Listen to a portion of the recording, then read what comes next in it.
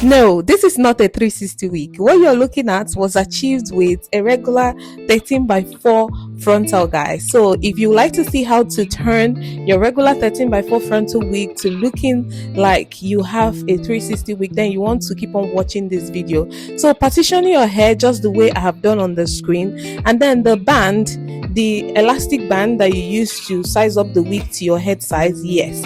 Now put the hair underneath just as I'm demonstrating on the screen, and then take it up. You will see the way it's looking like you have a 360 wig. That is the hack. This is the hack of all time, really. I've used this hack to style different kind of hairs for myself.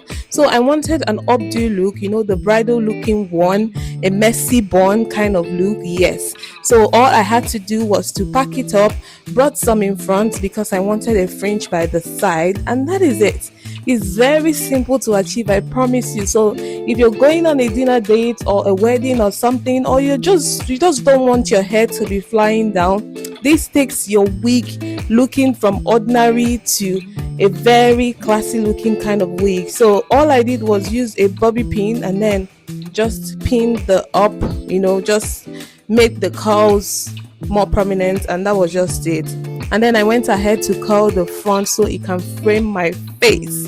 And that is all you have to do, lovely. Please don't forget to subscribe to my channel. This is me coming back to YouTube after a very, very long time, and I can't wait to show you guys everything that I have learned, all my skills when it comes to hairstyling. So on this page, you're going to learn how to style your frontals for free. So stay tuned and go nowhere. Trust me, this style was so beautiful. You see how easy it was? This didn't even take me up to 10 minutes to do, to be honest.